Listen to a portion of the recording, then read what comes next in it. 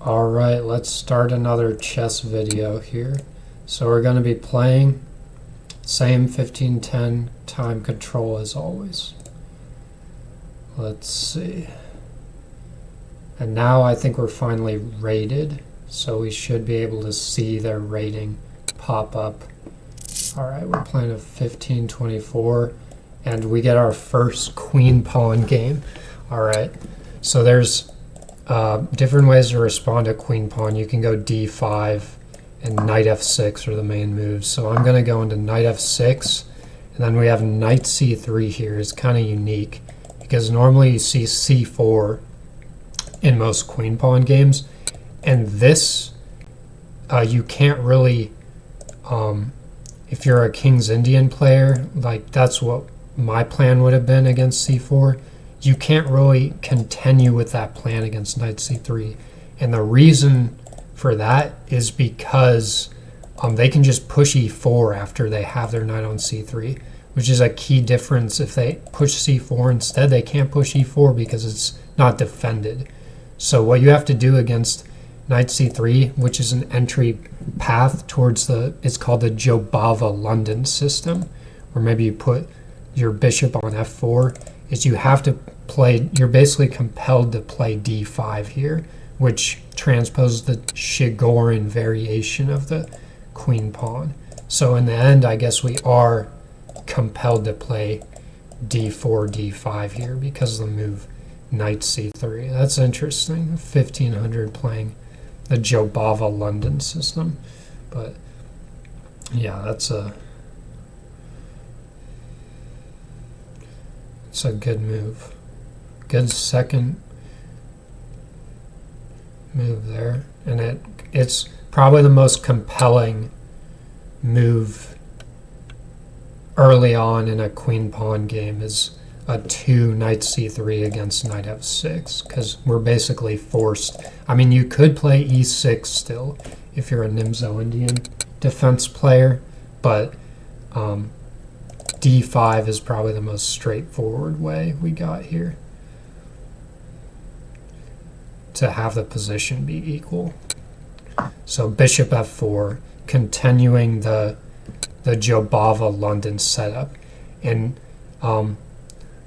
the way you want to basically counteract the Jobava London and create imbalances on the board immediately is with the move c5 here. And what the idea behind c5 is, you're basically immediately punishing white for putting his knight on c3, because normally in the London system versus the Jobava London system, the London system, your knight is on d2 instead of c3, and that means you can push a pawn to c3 to defend this pawn in order to replace the pawn with your own pawn on c3 when it's taken.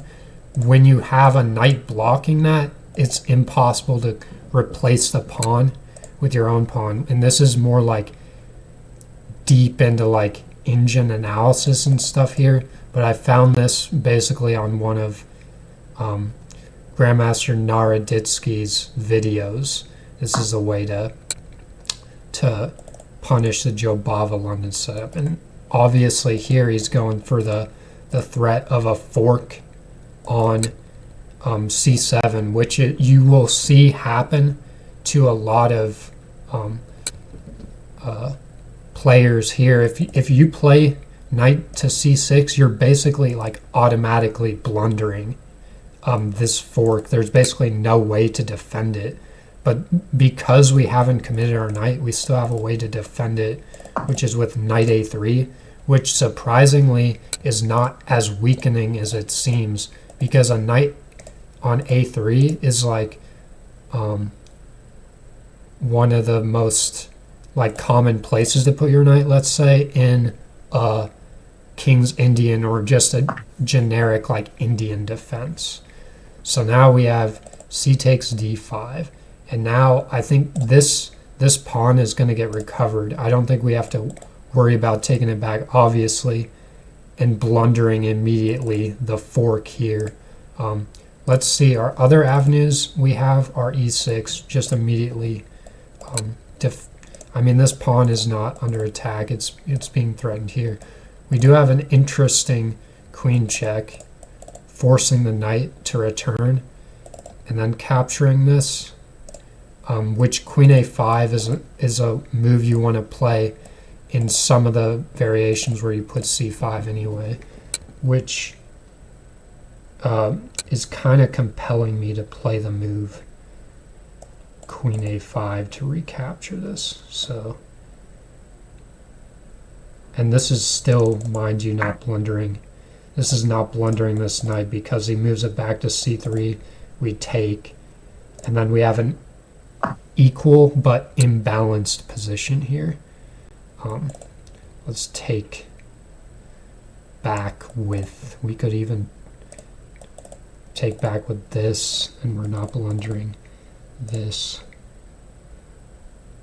But I think taking back with the queen, taking with the knight has a better position for a knight, but he's still, if he can get rid of this pin, you know, attacking the pawn with two pieces. So I kind of like queen takes c5 better.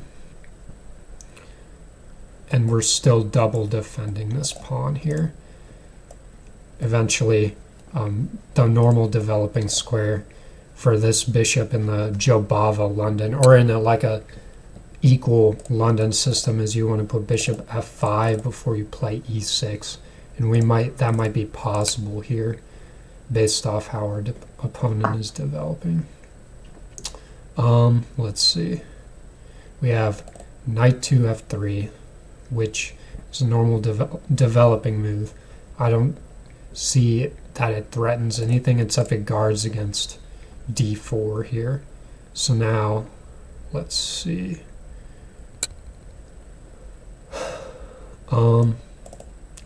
Bishop to g4 could run into h3.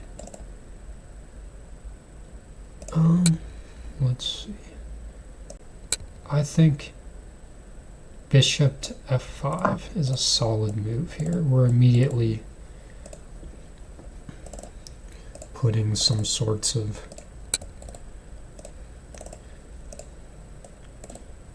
pressure here on his queen side, and then the idea is to develop our bishop before we push e6, so therefore we don't have a bad bishop, trapped over on this side of the board. And we can push e6, decide where we want to develop this dark square bishop, and then castle. He might go for a fianchetto, and maybe we go for a double fianchetto on the board here, because I think the weaknesses on the board, not necessarily weaknesses yet, but the way our setup is, it kind of compels us that we might want to attack and pressure the queen side here. All right, e6. I think this is like a solidifying move. Maybe cementing his bishop in there, adding a defender to it. But I think, and it's also opening up an avenue for the knight here. Does this move blunder knight to b4, this fork here? Because I think if he moves bishop to d3, we take with a knight, and he's kind of got, we've secured the bishop pair there.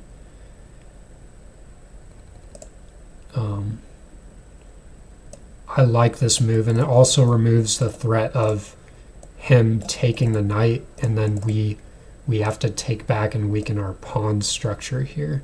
And it also temporarily adds another defender to this square. So let's see, does this blunder bishop to b5 ideas? We can drop our bishop back. Let's see. Knight to b4. Bishop to b5, check. Maybe we go knight to d7.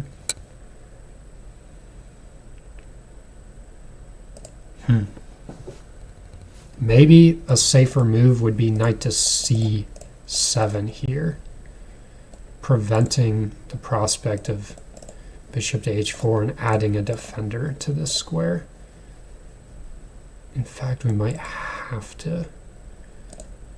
I like the idea of going on the offense, but it's hard to calculate.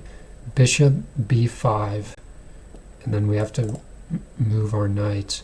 And then if he takes, we take with a bishop, and it seems like to me this pawn is falling.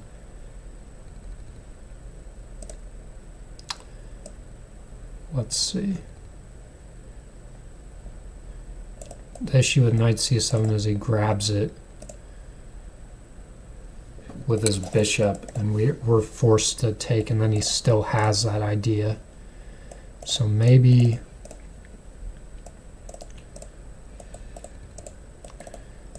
we go knight to b4. And we might just be getting blown off the board here already, but we'll see. It's not out of the question that we literally just move our king and have this threat be reinforced. But I don't know, that looks pretty bad. We'll see if he actually finds bishop b5 check, but he does not play bishop b5 check. So now he's defending it with knight to d4, which is an excellent move, I believe. Excellent move.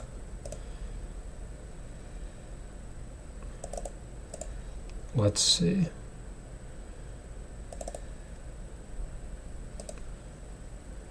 Our bishop is under attack here, so we might actually want to move our bishop to d7 to neutralize the threat of bishop b5 here. Bishop d7. Neutralize the threat of bishop b5. And then e6. I mean, this is kind of counterproductive. We've moved our bishop out and then back, so I think white might definitely be better in this position here.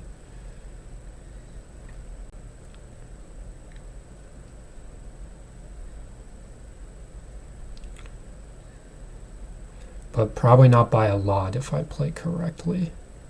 Probably not by a lot. It's probably just a slight. And we got to decide: do we want to fianchetto our bishop, or let's see. I think the correct way to move this knight back is definitely to c6 here. I think we retreat our knight to c6. And then b5, b4 is now a threat. b4, I mean. But then we can go queen b6 perhaps. Perhaps we can go queen b6, which is not a bad square for our queen in general. All right. So this, I mean, we can go back to a5 here, so our OG square, and then maybe retreat to b6 here. I mean, he can even go c3 though, cementing his knight in there with his queen. Yeah, we might just be getting cooked this game, but let's go queen a5 check. He can't really block with a pawn. He can go back with his knight. He can play c3, which I think is interesting.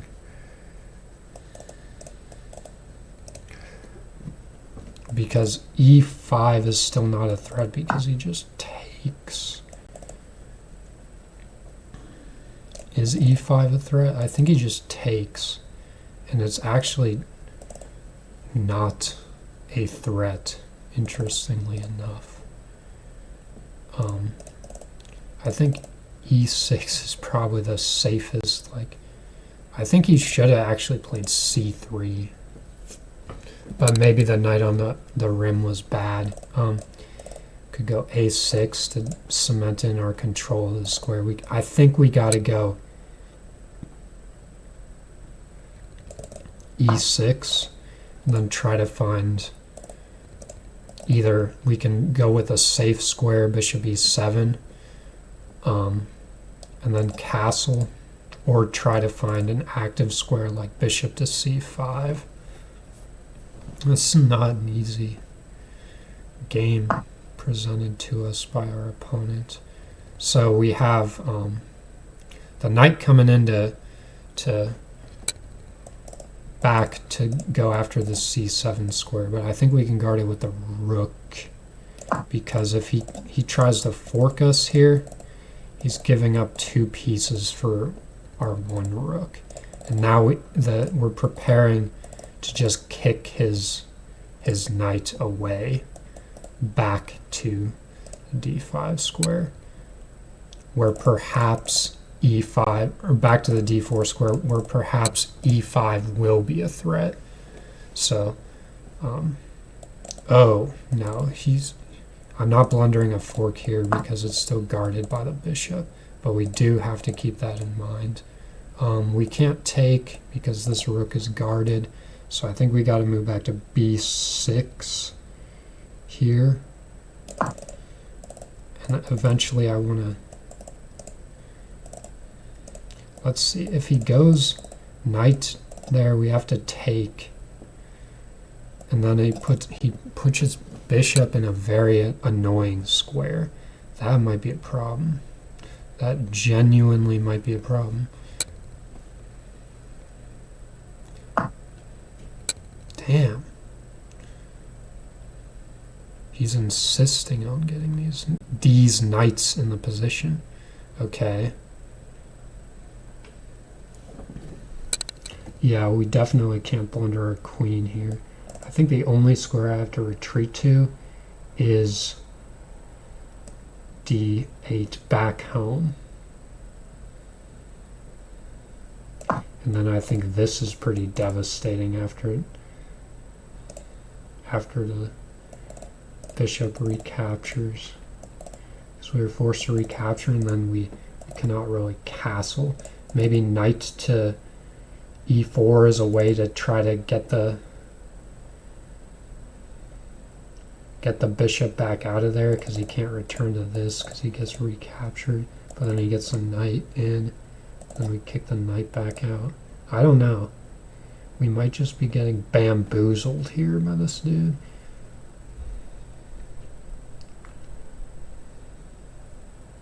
But let's see what his plan is. I think definitely the strongest is knight d6. We have to recapture the bishop because it's otherwise would be a fork. But he might want to wait until my bishop has to move to e7, and he's going to try to add pressure somehow, because I don't think he wants me to play e5.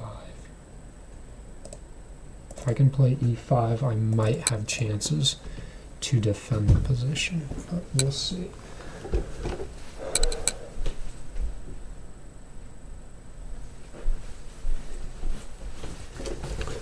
He's taking his time thinking, which is, I think this is like the first guy that has taken good amounts of time thinking. And I don't think we want to play a6 to compel the knight forward. Wow, okay. Bishop to d6 is good. Because, let's see. Actually, it might be a little bit inaccurate. He's hoping I'll take and then take his bishop with a fork. But I think maybe we can kick the knight. He takes, we take. He takes with a fork, so maybe this won't work. I take.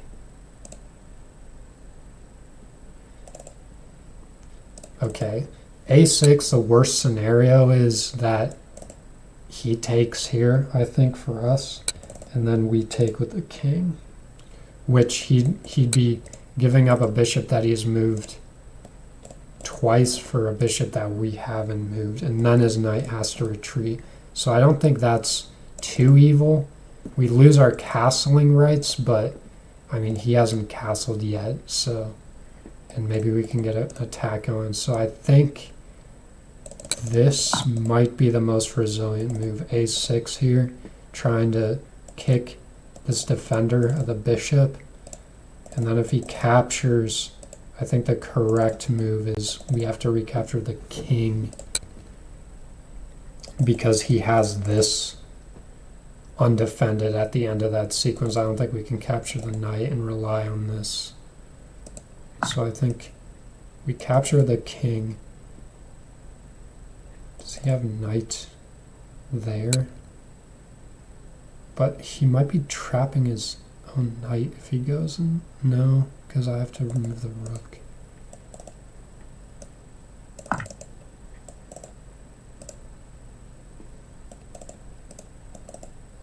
Knight there. I mean, this is really awkward defense. Remove the rook, defend the pawn. Yeah, I mean, we are on the defensive for sure here. If he comes in here, rook b1, because we don't want to lose material. But then, if his knight is attacked in this square and he's undefended, he might get trapped, because all of these squares will be guarded. So I don't know if this is the most prudent actually long term, unless he has a way, a concrete way to actually defend. Does this not just drop a knight? Knight takes, bishop takes with this threat. I think that just drops a knight.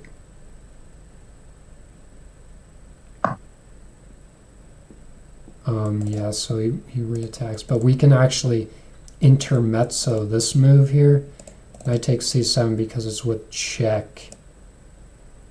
And then this knight is still undefended. So knight takes. What? Hello. GG. He played like a grandmaster, and then that was a significant blunder.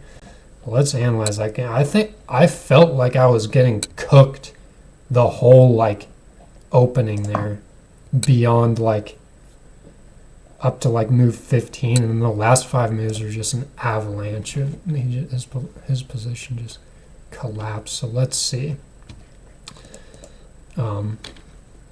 Jobava London type setup, but yeah, d4, knight f6, knight c3 immediately basically compels us to play d5 to equalize. Then we have bishop f4, the stereotypical c5, which is like the engine pretty much likes it immediately. I guess queen a5 check is correct right off the bat. I didn't even know that. Knight a6, and then queen a5 check. Knight has to go back to c3, and I guess the knight taking was more accurate there. I guess I gotta study up on my Jobava London theory. I haven't played against a lot of players who play this opening, but e3 is solid. And then, yeah, I was struggling to find a good move here because of the threat of bishop b5. It's saying just immediately bishop d7 to cover it. And knight to b4 was probably like losing after knight d4, yeah. Bishop d7 is like a way to try to hold on. So now I'm on the defensive because I had to stop the threat of bishop b5. a6, or sorry, a3, kicking my knight. Knight comes down, back to c6. And then, yeah, that allows us, I guess the more accurate response from him to try to get the most he can out of this position is knight there.